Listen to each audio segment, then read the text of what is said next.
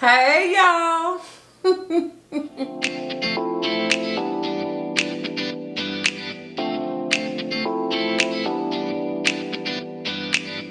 What's up, y'all? It's your girl, Dr. Nina, and today we're talking about the psychology behind self-care. Before we get to talking about all of this psychology behind self-care, let's talk about what the hell self-care is. Self-care is any action that we do deliberately in order to take care of ourselves mentally, physically, and emotionally. The key word is deliberately. Good self-care is the key to reduced anxiety and also a better mood overall. Also improves your relationships with not only yourself, but with others. Now let's look into the book of what the hell self-care is not, shall we?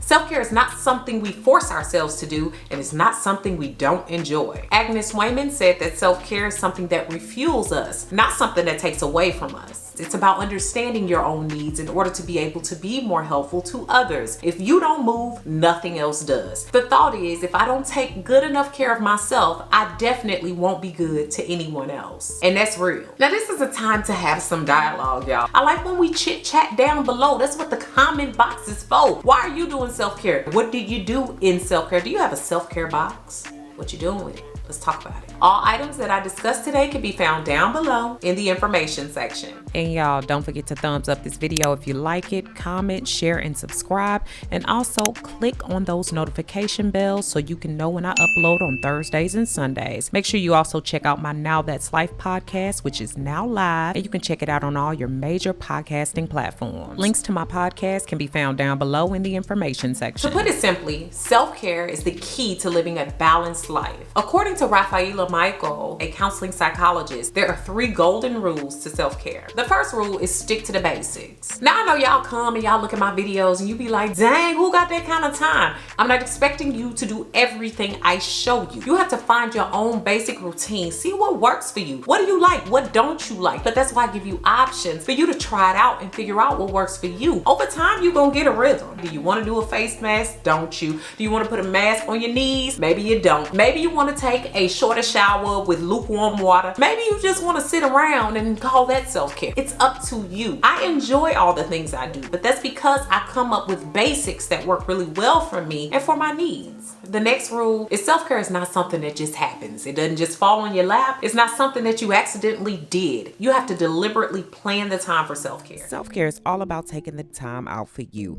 When I say that, I mean you're going the extra mile. You're not just eating. You're taking time to make sure you're getting nutritional values, that you're getting things in that help your body. Also, you're journaling. You're thinking about yourself, your spiritual well-being, your mental well-being, all of those things, and reading to enrich yourself. And the last rule there is that a conscious mind is what counts. If you don't see something as self-care, then it's not going to be self-care. You have to define that for yourself. Just because somebody else likes something that they're doing for themselves does not mean it will automatically work for you. For me, sometimes that's just chilling out. Other times it's washing my hair deliberately, giving myself some deep conditioning mask that I've made up from stuff in my refrigerator. Why? Because I enjoy mixing things. And that's why I have a bunch of videos mixing things. Check them out if you will. And I realize everybody doesn't want that type of responsibility. It gives me energy. It gives me purpose. It's something that just is fun for me. So you have to be aware of what you do, how you do it, and how you feel when you complete it. I actually have created a self-care box, and that has helped me daily with making sure I get things in that I really enjoy, whether it be a mask, something for my feet, for my hands, for my nails, for my skin overall. All of those things are included so that I'm easily able to just grab and go and do things that are good for me. But there's certainly a list of things that we all can follow in order to satisfy self-care. So one of those things on the list is to create a no list. We talking about things you do not like to do, you don't want to do, you never wanted to do. Maybe you started doing it to satisfy other people, but it's a no for you. Sometimes that's the simple things. Putting your phone on do not disturb after 9 p.m. Not answering emails when it's time to sit down and have your dinner. Forgetting that happy hour that you have to have every Friday with everybody that you don't necessarily enjoy. Just think about the other things you do that are not necessarily adding to a better space for you. If it's not giving you energy, if it's not helping you feel better, it's not going to be self-care for you. So it goes on the no list. The next thing is to promote a nutritious and healthy diet. Something that's important daily is good nutrition and also good hydration. Somehow when I do this daily, it makes me want to take better care of myself. It makes me feel better from the inside out. It gives me more energy. It gives me more positive vibes. So make sure you're taking time to prepare something for yourself.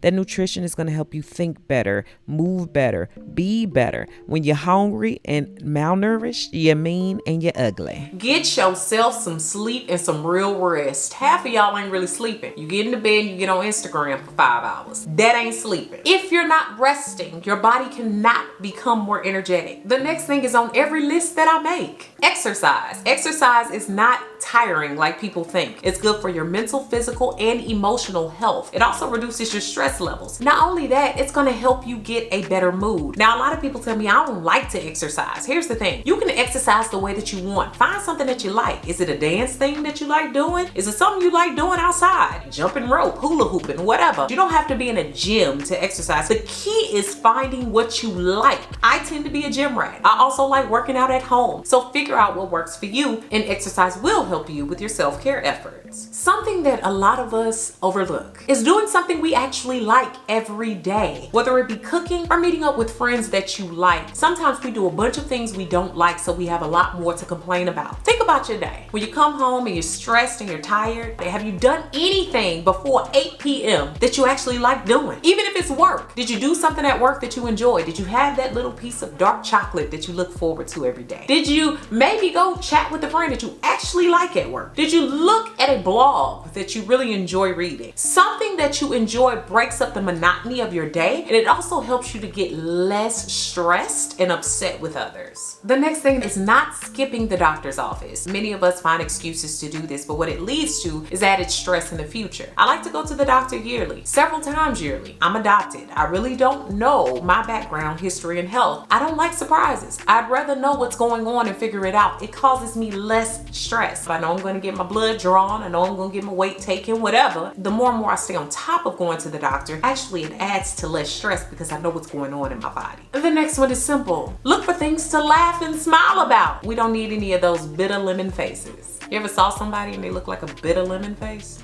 Ooh. The next one is practice meditation at least once a day. You don't have to be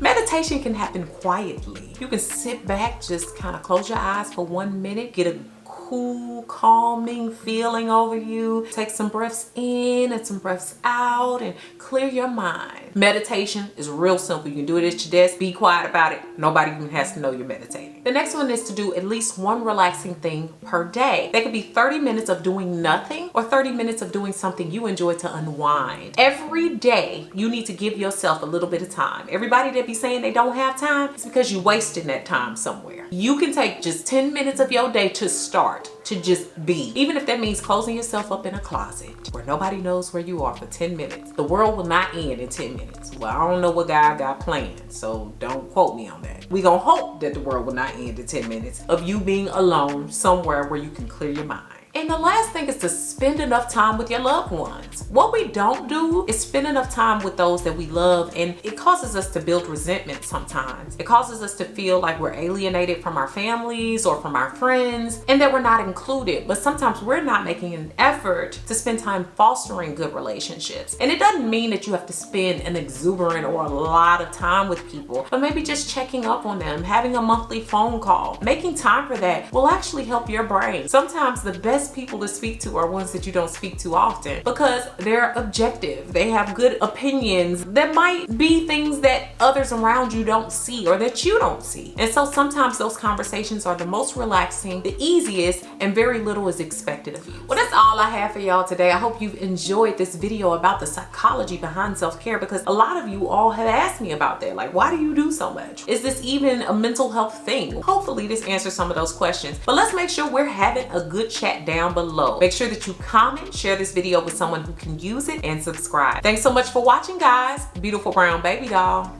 Peace. Special thanks to Jason Bowie of Trinity Media Solutions for co-producing and filming today's video. His information can be found down below in the information section. Thanks so much for all the love and support over on my new website. If you haven't already, go ahead and check it out and join me for new ways to interact with me, giveaways and prizes, weekly emails, as well as my free 8-day supernatural video course, which is free when you sign up.